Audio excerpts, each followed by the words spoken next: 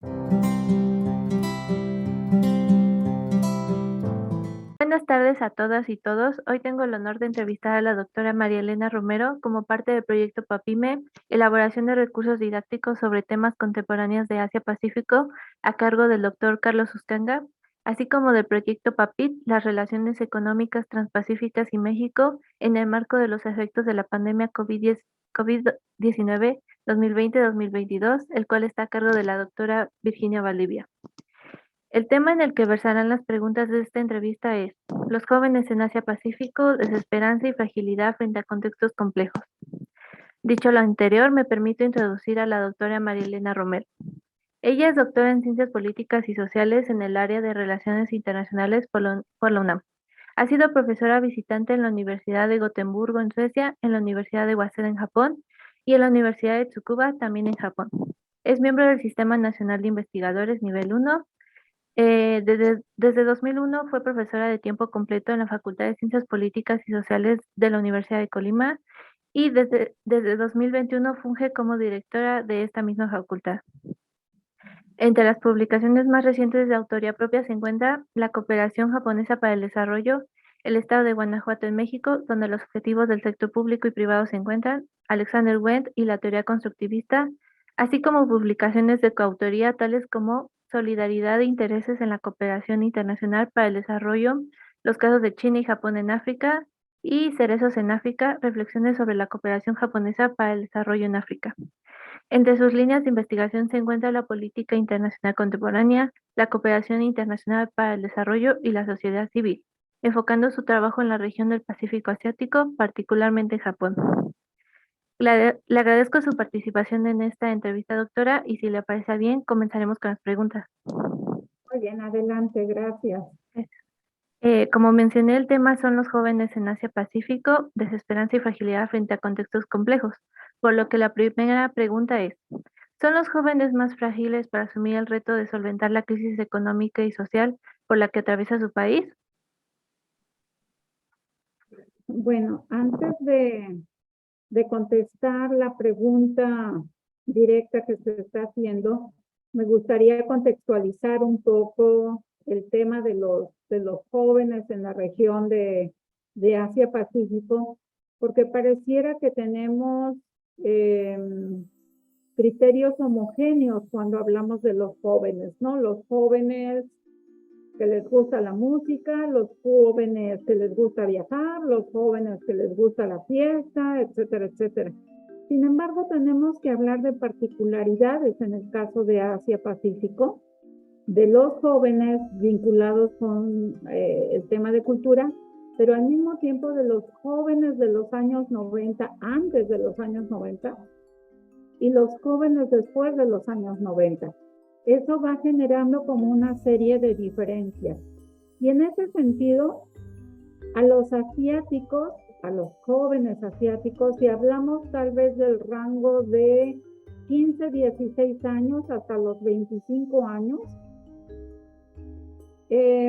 vamos a tener jóvenes que están como más identificados y más comprometidos con su cultura, sobre todo en los casos de culturas que pretenden ser tan homogéneas como el caso de Japón, o el caso chino, o el caso coreano. Incluso en el caso tailandés, por ejemplo, encontramos como una identidad muy fuerte que les da precisamente mucha seguridad a los jóvenes.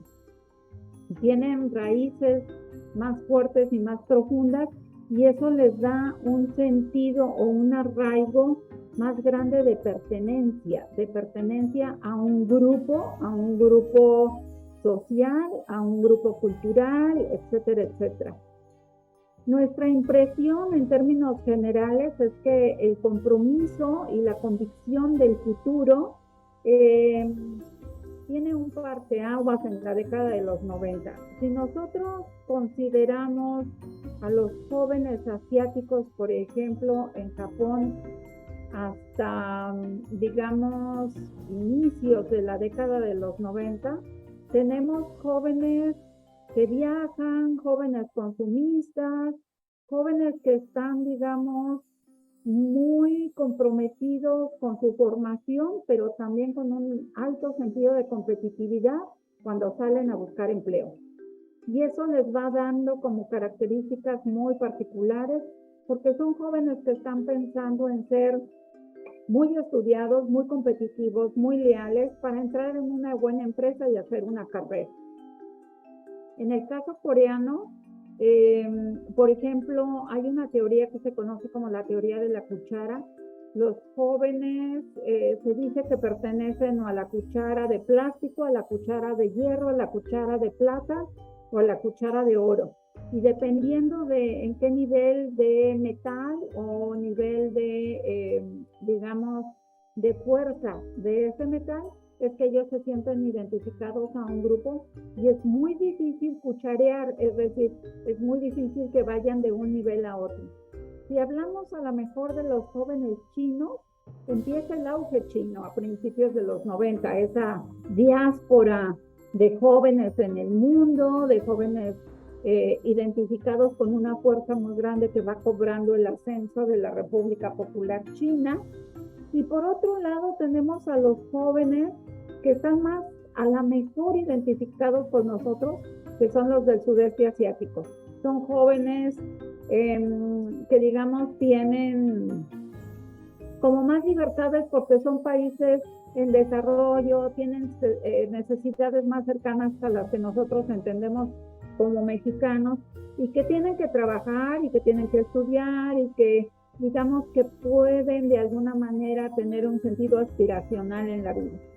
Sin embargo, la gran crisis del 97 hace todo un, digamos, movimiento en el caso de Asia del Este y los jóvenes empiezan a cuestionar y los jóvenes empiezan a tomar directrices totalmente diferentes. Por ejemplo, en el caso de los japoneses empiezan a tener un sentido de desesperanza total, ¿no? Se pierde el sentido de me voy a formar porque un día voy a trabajar para Mitsui y voy a tener un trabajo de por vida y no hay ningún problema. Y empiezan a surgir, más bien no a surgir, empiezan a ser como más notorios efectos como el aislamiento de los jóvenes, empieza a vivirse más la individualidad, empieza el desempleo, empiezan a tener problemas cuando los jóvenes quieren emanciparse y no lo pueden hacer por razones económicas y entonces van a tener que volver a la casa paterna y eso les va generando una serie de conflictos de identidad, de pertenencia, etcétera. Los jóvenes coreanos buscan ser más independientes, pero no por eso dejar de ser como tener un sentido muy fuerte de pertenencia a la sociedad coreana. Los chinos empiezan a tomar sus decisiones, empiezan a sentirse más libres, porque es el país como más rico, es el país que empieza a tener como más sentido de consumo, más sentido de libertad en el mundo. Entonces eso a los jóvenes les va, aún en una región que pareciera homogénea, les va generando características muy particulares. Los jóvenes creen que su futuro, en el caso de todos, diríamos, su futuro va a ser mejor que el de sus padres. Sin embargo, como le comento, la década de los 90 los va a dejar sin ese futuro y los va a enfrentar a una visión del mundo que no tenían sus padres, en el caso sobre todo de los japoneses. En el caso de los coreanos, digamos que ellos van en ascenso en su economía y eso les va a permitir de alguna manera tener como todavía el día de hoy un sentido más fuerte, más bien una visión más fuerte de que tienen oportunidad, de que están haciendo cosas. Y está cambiando también en el caso de los jóvenes esa idea de las cucharas, donde ya son más o menos aceptados. Por ejemplo, visitar la Universidad de Ipwa en Seúl le da a uno la oportunidad es una de las universidades privadas más caras que existen en Corea, y uno puede ver a la juventud ahí y tienen como ciertas condiciones y características que los hacen parecidos y es bien difícil que alguien que sea externo sea aceptado. incluso un profesor joven que ha logrado ser exitoso, que viene formado de Oxford o de Harvard o de no regresar a dar clases a Seúl jóvenes los hace diferentes porque nunca dejan atrás su historia, o sea, de a dónde pertenecen. Y entonces pueden decir, es muy bueno, mira, este joven, pero sigue siendo campesino, por ejemplo. Los coreanos tienden a ser como muy a veces racistas en el sentido de dónde proviene cada uno de ellos, ¿no? Y los chinos hay todavía un sentido de poder ascender, ¿no? Aunque el ascenso es diferente si lo vemos en el sentido de estudiar. Por ejemplo, los jóvenes que tienen 10 tienen derecho a elegir qué estudiar. Pero los jóvenes que bajan su promedio, el gobierno les dice que tienen que estudiar y tienen que entrarle a aquellas áreas que son necesarias para el desarrollo chino. Y eso a lo mejor va generando una frustración en los jóvenes. Pero tenemos a los jóvenes de los, podríamos llamar nuevos ricos chinos, ¿no? Que están como viajando por el mundo con la tarjeta de crédito de su papá y que tienen ese sentido de libertad y que en teoría podrían querer sentirse un poco más occidentales, ¿no? Tener acceso a esa cultura. Entonces, creo que ahí hay como grandes manifestaciones de el contexto de los jóvenes en este ambiente. Muy bien. Y bueno, con base a esto, ¿cómo son estas manifestaciones de los jóvenes frente a los retos que implica su futuro cercano? A ver, la primera manifestación, creo, y puedo hablar por el caso japonés, que es el que trabajo. Hay dos manifestaciones que digamos que han sido claras. La primera manifestación tiene que ver con enfermedades psicoemocionales, ¿no? Como los famosos hikikomori, que es el aislamiento de los jóvenes, porque pierden, como decía hace un momento, ese sentido de pertenencia y esa ruta que se les había marcado.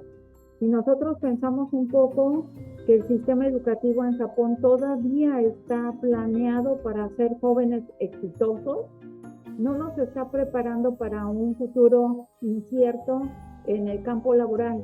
Entonces los está formando para, tú tienes que, digamos, entrar en la iniciativa privada, ser exitoso en la iniciativa privada, ser competitivo, hacer carrera, tener reconocimiento, pero cuando salen, pues se van a trabajar a la combi estos, ¿no? Entonces, pues ya ese reconocimiento. Y en la cultura japonesa es bien importante, o sea, el reconocimiento que yo, María Elena Romero, no tengo, también embarra a mis padres. O sea, si yo no logré ser exitosa, pues es una frustración para mis padres que invirtieron en toda mi formación y que invirtieron en toda mi vida y que entonces yo estoy fallando como hijo al no retribuir ese reconocimiento a los padres. Y eso va generando frustraciones que los van aislando, los van convirtiendo en esos hikikomori que a menudo se aíslan y que hoy en día es un problema tan grave que el gobierno está creando instituciones para dar una serie de apoyos a estos grupos. La otra manifestación es cómo los jóvenes están asumiendo ya ese nuevo contexto en el campo laboral. Es decir, en el 2003, por ejemplo, cuando estuve en Japón, los entrevisté a varios jóvenes y yo les planteaba el hecho de diversificar el empleo y ver, por ejemplo, a las organizaciones de la sociedad civil como una forma de compromiso social y de empleo. Y ellos me decían, no, nosotros no hemos hecho tanto para estudiar, para destacar todo lo que implica, para terminar en una organización de la sociedad civil. O sea, para ellos no tenía sentido. Y hoy en día, muchos jóvenes se están manifestando a través de su trabajo en esas organizaciones. Se están convirtiendo en jóvenes, como ellos mismos dicen, van a demandar al gobierno ciertas concesiones, van a demandar al gobierno ciertas respuestas que ellos requieren como jóvenes. Se están comprometiendo mucho en trabajo altruista, en organizaciones para ayudar, por ejemplo, a los ancianos, ¿no? Que es también un problema bien serio en Japón. Están creándose nuevos patrones de organización, nuevos patrones de vivencia, de convivencia en los jóvenes. Si nosotros vemos a los coreanos, ellos se están manifestando primero a través de este diálogo que ya se está creando entre los jóvenes que, digamos, tienen acceso a la educación privada, que cuesta cara, y a los jóvenes que son exitosos, pero que vienen de provincia o que vienen de familias, como ellos llaman, campesinas. Entonces, se están, digamos, rompiendo esas barreras, pero al mismo tiempo, en ambas sociedades comparten muchos momentos de depresión. Son jóvenes que constantemente van de la mano con psicólogos, japoneses y coreanos. Si uno habla de los jóvenes que están en la universidad, son jóvenes que constantemente están en terapias, porque son jóvenes que se deprimen. Me tocó estar antes de la pandemia en una exposición de jóvenes artistas en Seúl, y yo veía muchos colores oscuros, con figuras como bastante, pues desde mi punto de vista, triste. Y cuando los jóvenes hacían la presentación de sus pinturas, decían, es que esta es mi vida es un corazón negro, o mi vida es todo este campo lleno de lluvia y nubes negras, y es así como, pues cuando uno empieza a mirar que los jóvenes se pintan con un corazón negro, y que no solamente significa arte por usar las tintas, sino que es la transmisión de eso que se están sintiendo, solos, aislados, sin esperanza, etcétera, etcétera, ¿no? En una sociedad, por ejemplo, los coreanos jóvenes, cuando entran a trabajar, tienen que ser bastante sumisos para lograr ascender. Entonces tienen que aguantarse a lo mejor que su jefe les pegue, y literal que les pegue, o sea, que llegue con algo y les dé un coco, les pegue en las manos, los ofendan, que para nosotros sería como una violación de los derechos humanos. Para ellos es una forma de aguantar, aguantar, aguantar, en el sentido de que mañana voy a tener a otro joven al que yo le voy a hacer lo mismo, ¿no? Entonces, para ellos todo eso significa un reto. Entonces, vamos a decir que las manifestaciones son pacíficas si lo interpretamos en sentido de conflictos violentos. No son jóvenes aguerridos que vayan y se manifiesten.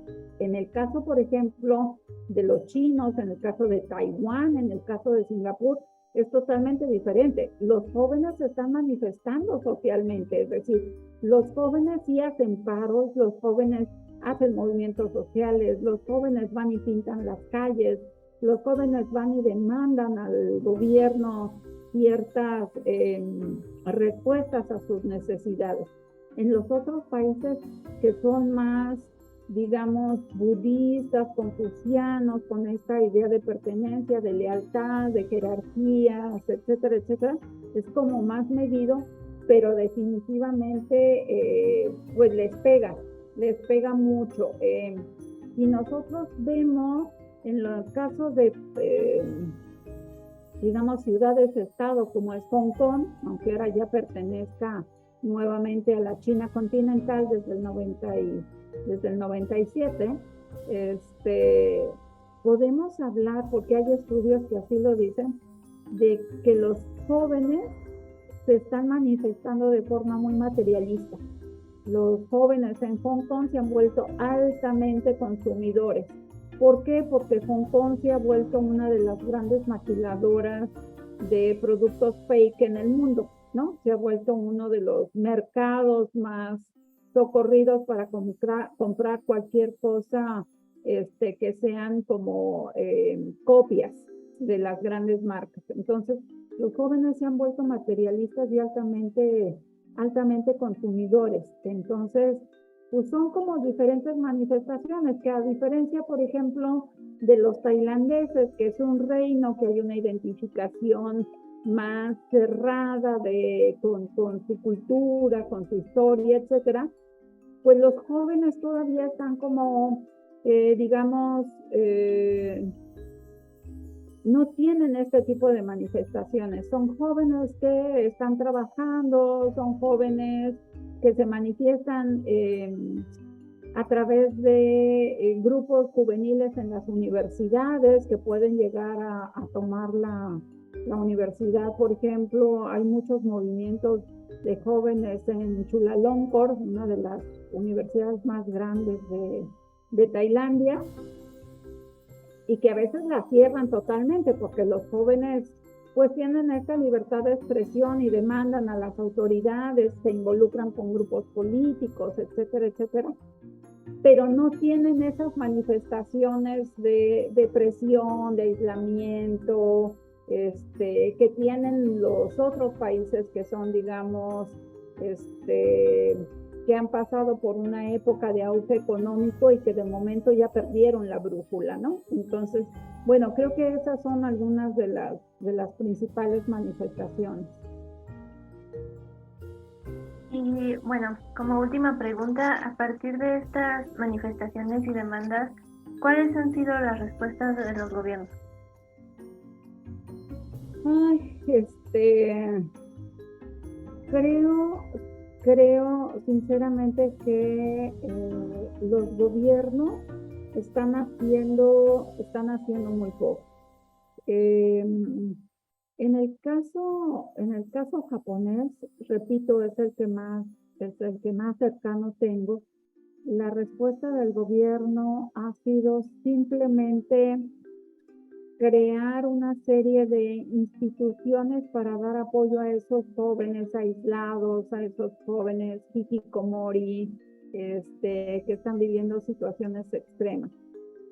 Pero aún en eso está siendo muy difícil, porque sacarlos de ese aislamiento cuesta, y para los padres cuesta el doble, porque no quieren manifestar ese fracaso, ¿no? El hecho de tener un hijo allí escondido, que se convirtió en un fracasado, etcétera, etcétera, se vuelve muy difícil para los papás aceptar esto.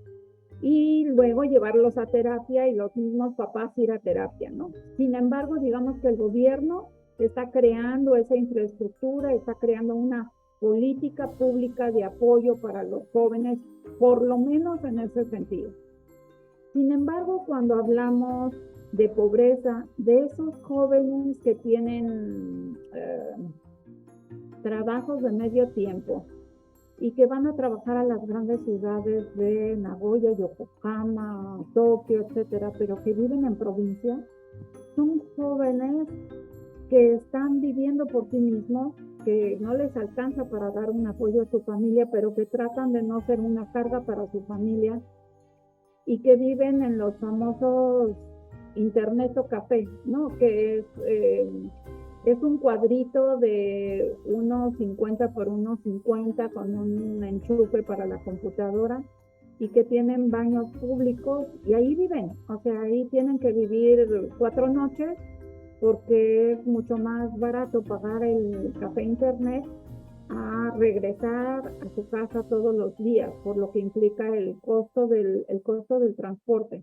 Entonces, son jóvenes que van viendo cómo pasa la vida, y no tienen ninguna esperanza, a pesar de ser jóvenes muy bien formados, muchos de ellos egresados de universidades.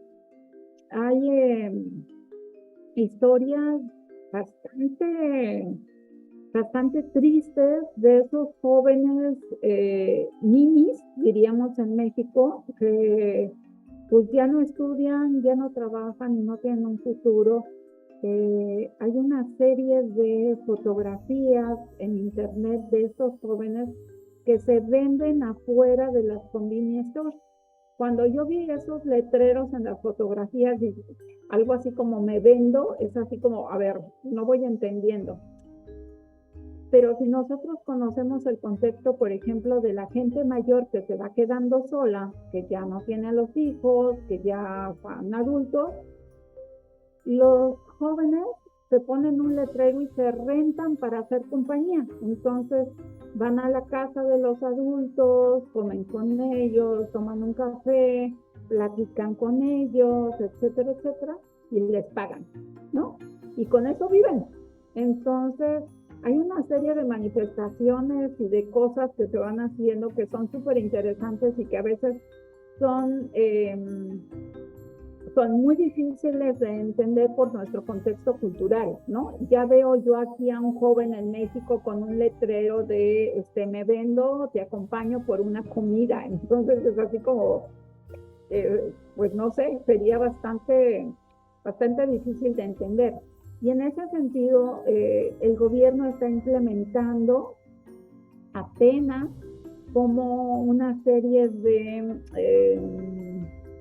comedores públicos que son camionetas grandes, bueno, en teoría grandes, porque allá no hay muchos autos grandes, que salen con comida en las mañanas, que pueden formarse ahí quien sea, desempleados, jóvenes, adultos mayores, a recibir comida, que incluso pueden solicitar apoyo para tener acceso a un baño, irse a asear todos los días, etcétera.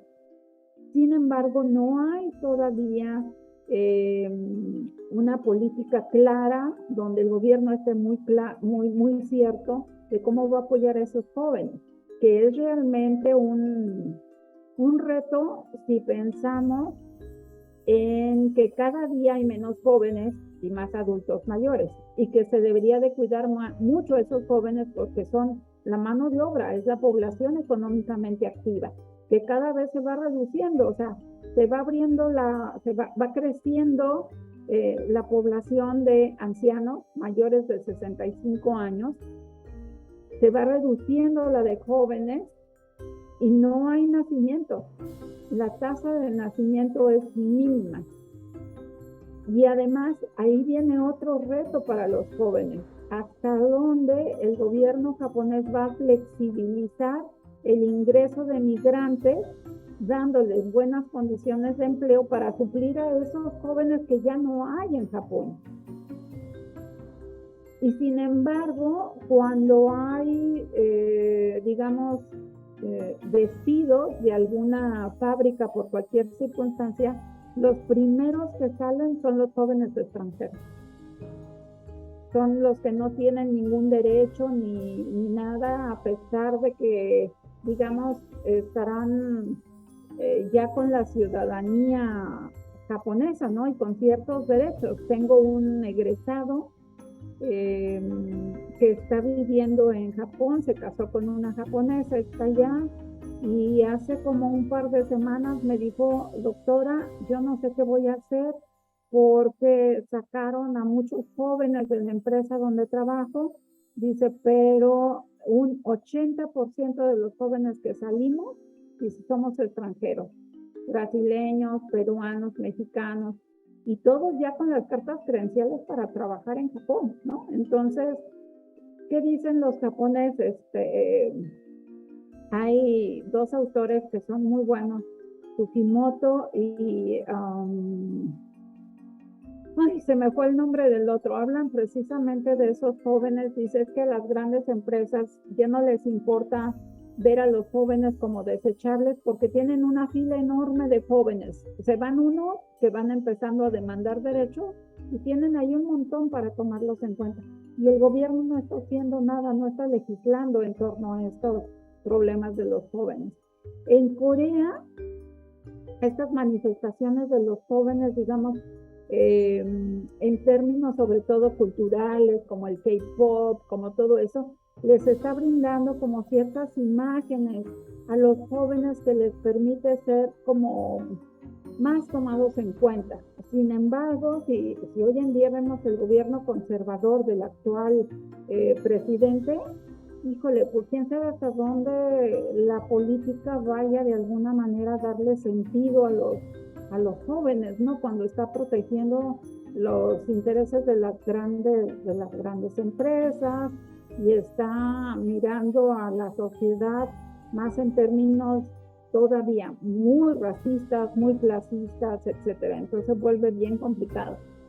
Creo que en los otros países la legislación es más general, todavía no tienen, digamos, estas manifestaciones tan serias de los jóvenes como en el caso de Japón o en el caso de Corea. Entonces, creo que por ese lado el gobierno, pues quién sabe si vaya a tomar como ciertas precauciones para atender a estos grupos sociales que no tienen esa brecha de edad que sí tienen Japón y Corea. Bueno, doctora, muchas gracias por su tiempo y sus aportaciones tan valiosas a este tema. Eh, Le agradezco en nombre del doctor Carlos Uscanga y de la doctora Virginia Valdivia. Gracias. Muchas gracias, ha sido un gusto, ojalá sea útil.